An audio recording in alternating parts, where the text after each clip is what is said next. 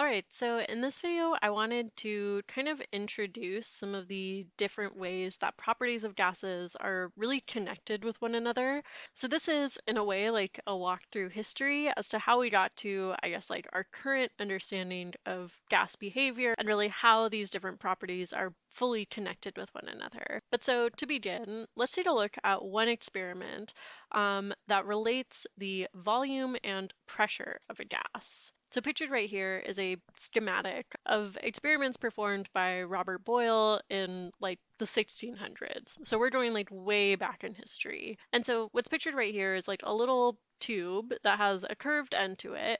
And at the bottom of that tube is a bunch of mercury. So this is very similar to maybe like an open-end manometer, like the different devices that we saw previously. But in this tube, we're able to actually like calculate the volume of gas that is in that closed end there. And so what Boyle did is he started with this tube with some mercury in it and with some gas on one side.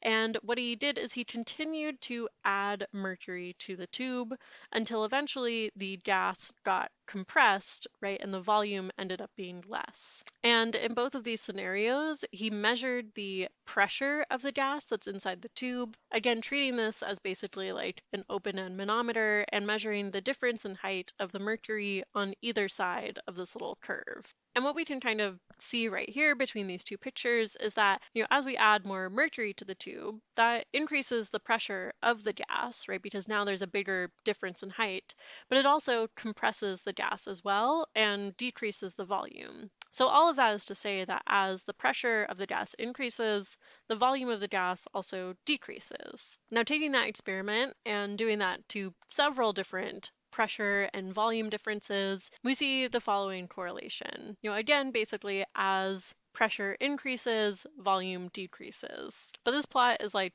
not really linear, right? We have like a hyperbola or something. If we instead plot like the inverse of the pressure on the x-axis versus the volume on the y-axis, we do get this linear relationship. So right, because of this linear relationship here, what we can say is that volume is inversely proportional to pressure. This is assuming, though, that the temperature of the gas and the number of moles of the gas are being held constant, right? If those two things are true, then we see the following relationship between volume and pressure.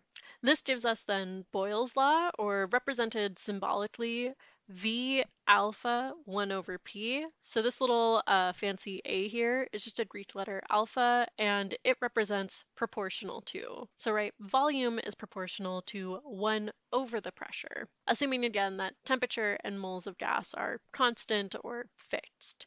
Right, this is referred to as Boyle's law because he was the one that did the experiments. Right, he basically found this relationship between volume and pressure.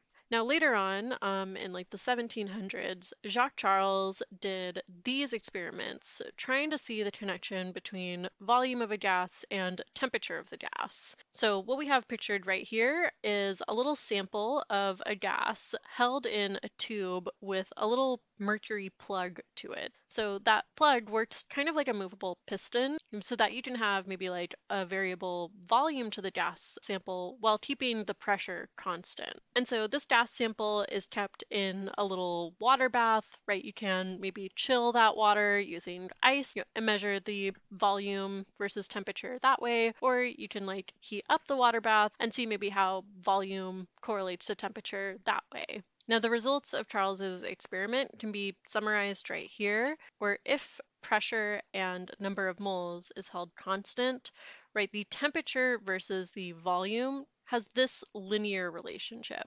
So, right, each of these different lines here just relates to, a different molar amount or a different pressure involved. Right, for each line, you see that very linear relationship. And so this can be summarized into what's called Charles's law, right? This says that when pressure and number of moles are fixed or held constant, volume is directly proportional to temperature, or V alpha T. So, right, this is to say that if temperature increases, then volume is going to increase with that. Now, the last law that we'll look into has to do with how volume is related to amount of gas. So what we mean by amount here here is like the mole amount of a gas. So to illustrate this, imagine here you have like this container where a little sample of dry ice that's like solid carbon dioxide is placed into this container. Now dry ice is like very cold, and so when it gets to room temperature, it's going to sublime, meaning that the carbon dioxide goes from solid to gas phase. And so because of that, right, you now have a gas that is going to want to take up some amount of space, probably more than what the solid itself took up. And so in this container where we're keeping this carbon dioxide, it has a variable volume, right, a movable lid to allow it to kind of adjust in volume. And the results of this experiment show that with that 0.1 mole sample of dry ice, when it fully sublimed, it then took up a volume of 2.4 liters. So here I asked just kind of like more of a rhetorical question, honestly, but if instead you had maybe 0.2 moles of carbon dioxide instead in that container, then what would be the volume after that CO2 has sublimed? Now, I'm not going to like actually ask y'all this one. Instead, we can kind of just imagine, right, if you have double the amount of CO2, it should then take up probably double the volume. So if 0.1 moles took up 2.4 liters, then 0.2 moles should take up 4.8 liters. So this can be summarized into Avogadro's law, and it's that same Avogadro that we get the number from. He says that when pressure and temperature are held constant, then volume is directly proportional to the number of moles. So right, it is just that direct correlation where if you have, say, an increase in the number of moles, you're going to have an increase in volume as well. Now to put that all together, the different experiments that we saw said the following. Boyle's law stated that volume is inversely proportional to pressure. Charles's law states that volume is directly proportional to temperature, and Avogadro's law says that volume is directly proportional to the number of moles. So kind of combining those different things, right, we can say basically in summary that volume is directly proportional to NT over P, right, where N is the number of moles, T is the temperature, and P is the pressure, right? Basically just taking all of those different correlations and smashing them together into one thing. We can make this look a little bit neater, basically taking the fraction out of this, and instead write this out as pressure times volume proportional to moles times temperature. And rather than just have this like proportionality there, to give it like a more exact amount and like an actual equation, we have the following. PV equals nRT. This is referred to as the ideal gas law, and it summarizes all of these previous laws into one universal thing. Inside it, we introduce what's called the universal gas constant or the ideal gas constant, R. So right, that capital R there is not like a property of gas.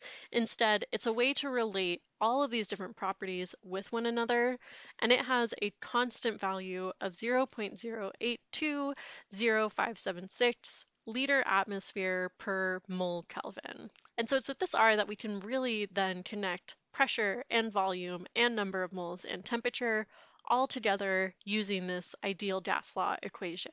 Now for this equation to work, we have to be really, really specific and careful about the units that we use for R. So right, we see here the units for R having liter, atmosphere, mole, and Kelvin in it. What that means then is that within PV equals nRT, we need the pressure in atmospheres, the volume in liters, the moles in moles, and the temperature in Kelvin, right? In order to match the units of R that's in this equation, that's kind of how we can get this PV equals nRT to totally like equal out, right? To get all of the units in place. Now, as a little bit of a warning, right, you will see R actually come up in some other circumstances as well. However, it's going to look a little bit different. So another way to represent R is in units of joules per mole Kelvin.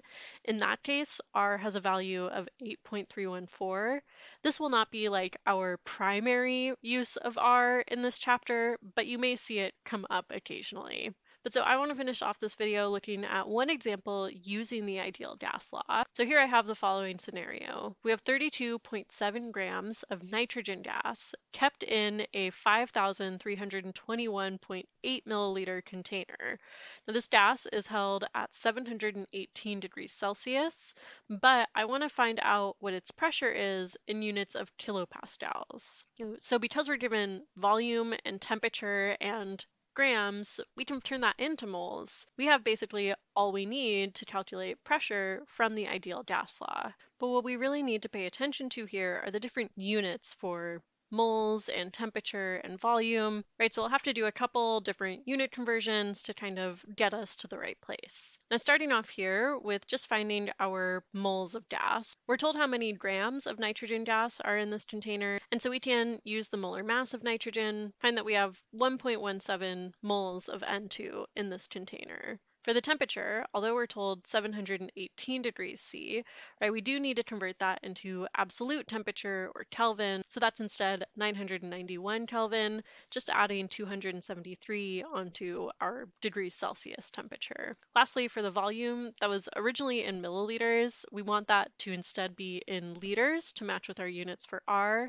And so I can just divide by 1,000 and have 5.3218 liters as the volume of this gas. And so lastly, what I'm going to do here is just kind of rearrange my ideal gas law equation to solve for pressure. So while the equation reads PV equals nRT, we can just kind of easily rearrange that to solve for P as nRT over V. And so I've already plugged in here those different values for N, for T, and for V, and then that R constant is again constant, so that's just going to be pulled from, say, our formula sheet. And so using all of that put together, I find that the pressure is equal to 17.835 atmospheres, rounded off to 3 significant figures because of things like the moles and the temperature, right? All of those things are going to count towards our sig figs here. Now the question does instead ask for units of kilopascals. So for the pressure, I can go back to my different unit conversions for the different units of pressure and set that up as a conversion factor, right, to convert my 17.8 atmospheres into kPa. And that should equal then just over 1,800 kilopascals or 1,810 kPa. All right, but so this is an example of how we might use the ideal gas law to relate these different values for pressure, volume, temperature, and moles. We'll see a lot of other examples where maybe we're solving for N instead of P and the likes, but right, this all kind of boils down to, again, the ideal gas law itself, PV equals nRT, and especially highlighting the R value that we have in there, making sure that we're matching up all of our units within this equation to match with what R has. But please let me know if you have any questions, and I'm always happy to help.